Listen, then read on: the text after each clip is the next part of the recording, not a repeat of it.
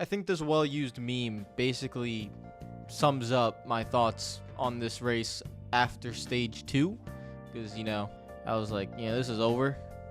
But I doubted one man that could have, halted the domination of the villain that is the Napa car. No, not really a villain, but the king of road courses, and he took him down. And that was actually very impressive. Happy Sunday, everyone. Hopefully everyone's having a good Sunday and weekend. And if you are going to enjoy your 4th of July tomorrow, please enjoy it. I'm not going to complain about fireworks. I have a dog that is scared of fireworks, so I will be taking care of him. But hey, everyone else, enjoy it. Shout out to all the Patreon members, as always, for always supporting the channel. You guys are the absolute best. If you know you're a Patreon member and it doesn't show up on the screen, just get those the monthly payment thing through, because it's now a new month.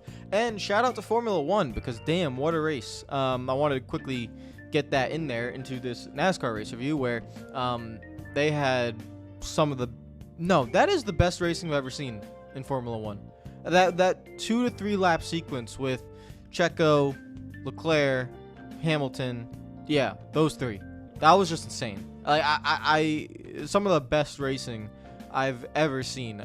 Really good racing overall from everyone. And so that was like a 10 out of 10 Grand Prix.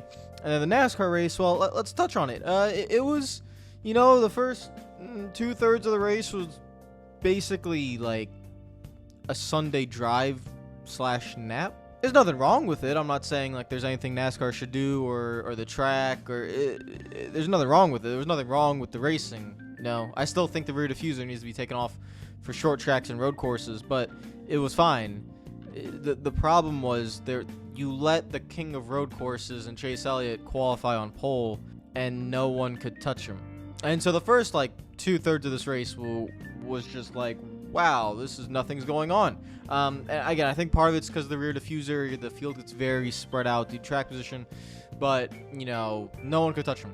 And at that point, after stage 2, I was kind of like, well, I wonder if this is even gonna I really hope something's going to happen here, because if this is going to be a race review, I'm gonna have like a 5-minute race review for the first time ever. Luckily, that did not happen. This still probably will be pretty short, but it did not happen. Shout out to Alan Gustafson for not screwing up your stupid pit calls. Thank you very much. Finally decided not to pit Elliott in stage 1, finally decided to pit Elliott in stage 1, and he did that, and they still didn't win, which is funny. But they put themselves in position to win. That's my point, is you have to put yourself in position to win, and you don't need to cost yourself 20 spots. You guys know the deal. Still completely hope there was no cautions at the end of these stages, so we get more strategy, but that's not the case, so it is what it is. But one man saved us from the domination of that Napa car, and it was Tyler Reddick. He surprised me. He got into second place, and then he hung with Elliott. He hung with him. Final pit stop in final stage in stage 3, he stayed right with him. Then Elliott makes a mistake entering one of the braking zones, and Reddick passes him cleanly. It was very, very impressive. And not only was the pass impressive, but just being able to hang on to him, then being able to take the lead, then being able to hold on to the lead for the remaining 16 laps or so, which I wrote America is very long. 16 laps takes forever. So it's still a long way that you have to win this race. For context, Tyler Reddick finished 20+ seconds ahead of 3rd. I think that should explain to you just how good he was. Chase Elliott was, he backed off in the final 3 laps once he realized he couldn't win. But those two guys were 15+ seconds ahead of Kyle Larson in 3rd. Nobody else could tell. I don't want to hear about, at that point, rear diffusers causing dirty air. No. When you pull 20 seconds on 3rd place, that's not dirty air, okay? The air is not dirty for 20 seconds. It's not just sitting there acting like a little trash can. It's not just gonna obliterate the entire field. No. Though that Reddick and Elliott put on a domination of a show there. And I thought Elliott for a split second could get back at Reddick, but he couldn't. And Reddick did he? I don't think he made a mistake. I don't think Tyler Reddick made a mistake. I'm trying to think of just one mistake Tyler Reddick made in that final run.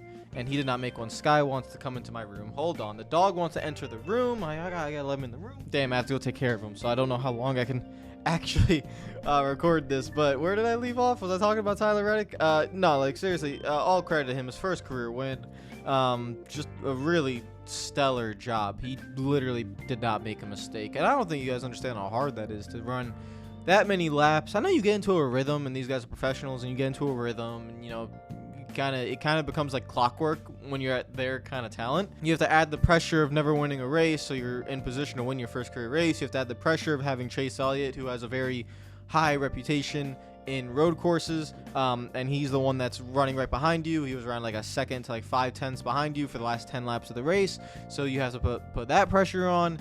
And so to not make the slightest mistake, there's not like a lockup or you didn't miss an apex, or you just was clinical the whole time. Just shows what I've been saying for a while with Tyler Reddick. This is someone who reminds me of when Kyle Larson was at Chip Ganassi Racing. And I'm not saying he's at the same level as what Kyle Larson was when he was at Chip Ganassi Racing. I don't think that's true. But he is very, very good. I would say he's like a notch below that Kyle Larson level. We're talking about a level where Larson's, I think, the best driver in the sport. So, I'm not saying you have to reach that level, but he is just, to me, I don't want to disrespect Richard Childress Racing, but he's too good for RCR. And, RCR fans, if you want to get mad at me, that's fine. But RCR have done nothing for 2 decades at a championship level quality. I don't mean to be harsh, but that's the fact. It's been 2 decades, over 2 decades, since RCR have been able to deliver anything worthy of championship quality. Kevin Harvick, as we saw when he moved in 2014, carried RCR for a long time.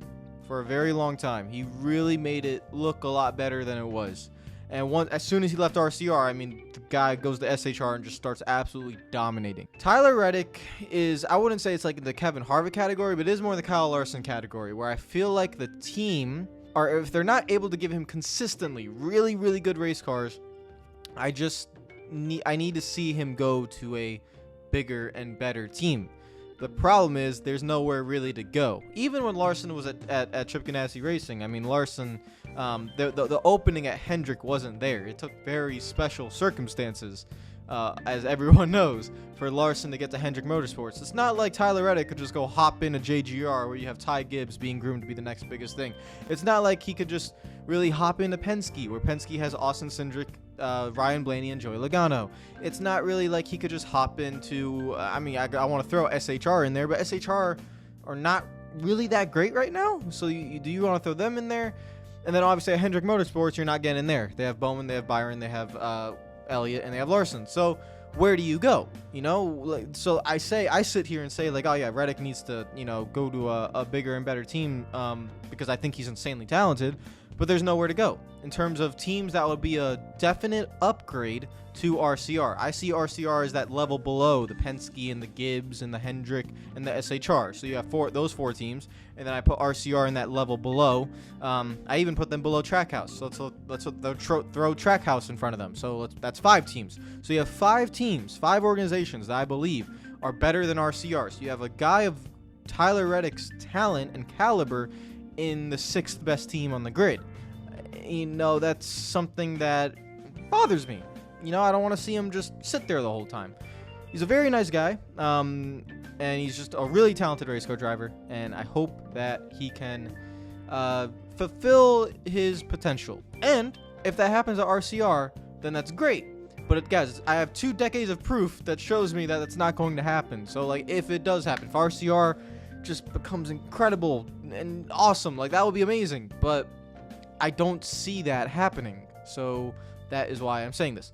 Other than that, I don't want to take too much away from it. It was an incredible run from him. Incredible race from Mr. Reddick. Elliott ends up finishing 2nd.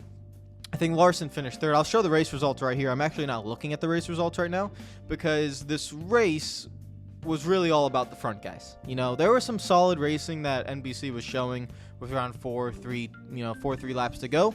And that was with, I think it was Austin Dillon was involved, and Bowman was involved, and I think Briscoe was involved. And there was a lot of midfield racing that was actually really nice. But, I mean, the whole field just got obliterated by Chase Elliott for the first 2 stages, and then Tyler Reddick was able to stay with him, and it was a 1v1 showdown, which to me made the race a lot better than what I thought it was going to be. Because, yes, you know, the entire field is kind of just running around. Chastain's in 4th, but he's like 16 seconds back.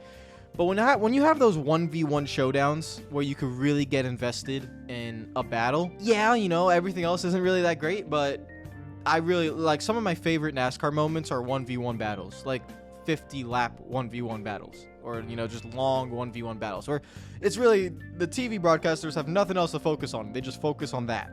And there's some of my favorite memories I can tell you guys right now, like Gordon versus Johnson Atlanta 2011 is one of my favorite memories. And I remember that because it was just a 1v1 battle between the two of them, and like no one else was in the picture. This kind of reminded me of that, where it's just that 1v1 battle between Elliott and Reddick, and it you know, it took a while. It kept you on the edge of your seat. Can they get back to each other?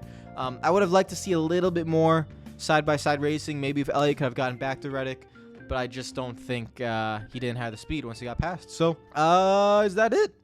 That's basically it. This is one of those summer races, you know. This is exactly what I mean by NASCAR in the summer. You're approaching the playoffs. You're in July now, and it's just like, well, some of these races can just not feel very important because you're kind of waiting to get to the playoffs, and you know, it's just kind of it's just ticking on by. We're in the middle of the season. It's a very long season, and so that's what that felt like.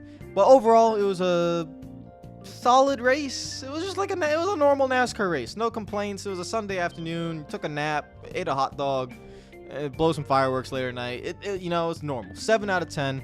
It's still a good rating. I'm not going to say it was a bad race or an average race. It was a decent race. It was decent NASCAR. Nice Sunday afternoon. Sit back on your couch. It was nice.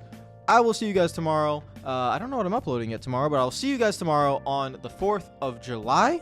And take care of yourselves. Enjoy your fireworks and your barbecues and your hot dogs and your sandwiches and whatever else you do on the 4th of July. I don't really know. It's like a normal day to me because obviously I do YouTube, so I'm just going to do the normal things, but everything else, yeah, hopefully you guys enjoy. Apologies if I had to keep it a little bit short. I have to go take care of El Skywalker, the king that we all know. I'll see you guys tomorrow and next week for another race review. Take care of yourselves. Enjoy the rest of your day. Follow me on Twitter and Instagram if you're not already. Subscribe if you're new. Comment down below. Let me know what you thought about the race. Do you agree with me? 7 out of 10. That's what I gave it. Am I being too harsh or am I being too nice? 7 out of 10. That's 70%. That's technically in school, that's average, or, you know, with a C. But to me, I use the IGN rating of metrics, and a 7 out of 10 is good, or like decent. So that's what I'm using. Take care of yourselves. Peace out.